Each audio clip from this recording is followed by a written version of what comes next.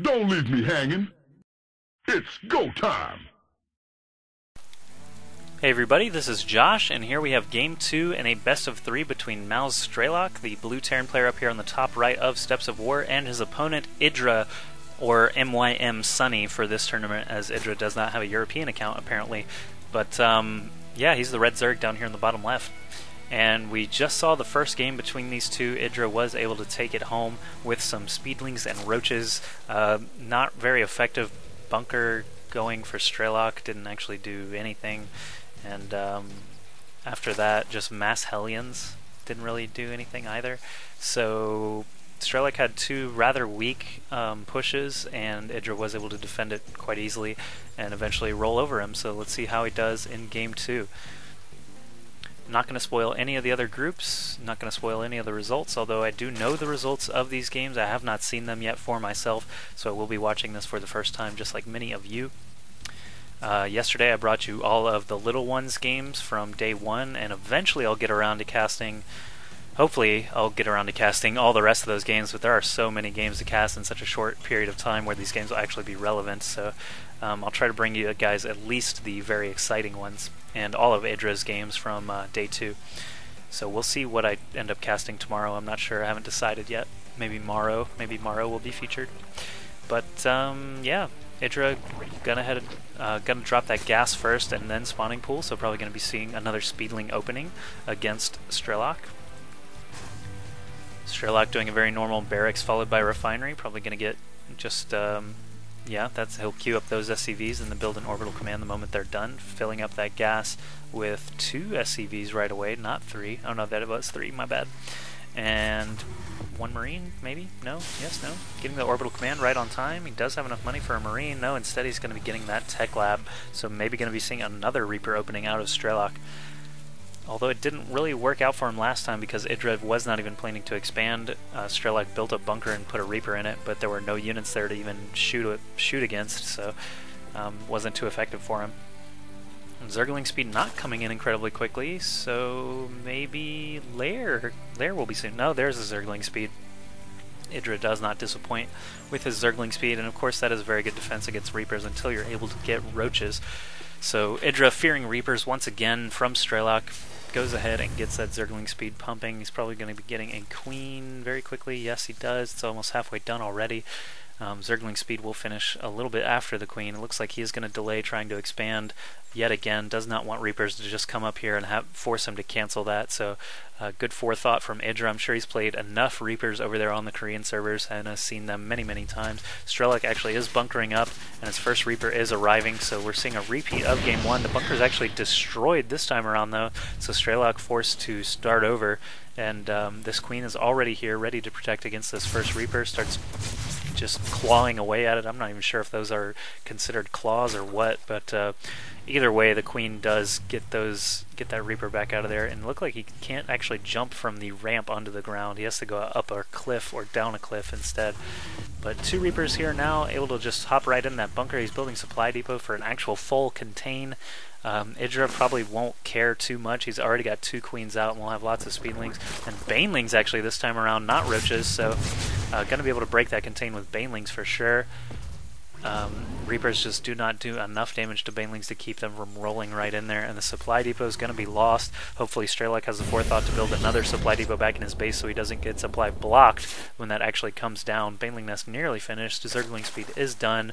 No 3rd queen coming, so IdrA will probably just do the bus and throw up the hatchery as natural like we usually see. Strelok did flip over the barracks onto the tech lab after only building a couple of Reapers, and is now getting a siege mode and a siege tank, so I like that move better than the massing the Hellions out of the tech lab factory, because it seems IdrA really knows how to deal with that already. And like I said before, I'm going to say both of these players' names various ways throughout the series, so don't freak out. But the banelings do now crash into the bunker. They kill off the entire bunker, the Reapers, and the supply depot with no problems. Just a handful of banelings there, 5 banelings I believe, able to do all that destruction. Now these lings are free to roam around the fields of Steps of War, play with the Ursadak calf, you know, jump around all cute-like with their little wings. But Strelok is starting to wall off even harder back here. He does not want more banelings to just crush everything. He's trying to make sure that the baneling nest doesn't get too much use in this game. IdrA throwing up that natural hatchery as predicted while getting his lair going away, so he is in full macro mode, just hanging out with these lings for the time being. Siege mode is finished for Strelok. He could actually siege up right here and maybe even be able to blast these lings now. It looks like he is just out of range. Wouldn't be surprised to see just, lots of Marines and lots of tanks at this point. Hellions certainly help out against Banelings as they do have that range and they are a bit faster. Strelok may need to consider expanding soon, but I'm not sure if he's going to be able to do that with these lings hanging out here. He can actually just start morphing Banelings and roll right into whatever lands there. But IdrA going to be taking a little bit of advantage here soon. He does have a lot of creep tumors. Holy crap, he's going to be spreading creep like mad across Steppes of War. And Roach Warren nearly completed. So yes, this Baneling nest was rendered pretty much useless by the incredibly thick wall here of Strelok. He might be able to bust this supply depot, but wouldn't really be worth the cost of the Banelings. Command Center now coming up, so Strelok doing good, trying to stay current with his economy, getting 2 more barracks added on as well, but this Overlord is going to be able to see everything that's going on. So good for IdrA to be able to see that. Bunker is salvaged there, so these Hellions can actually escape out of the base at some point. Probably going to be dropping this depot. Yep, there go the 3 Hellions out into the field. These lings get roasted, a couple of lings get roasted, and then he just runs on home, saying hi to the Ursadak Calf. Ursadak Calf trying to block the Hellions, but not successfully. And these Hellions have now arrived over in the natural area of IdrA, but he's already got 3 roaches, 4 roaches, lots of speedlings on this creep.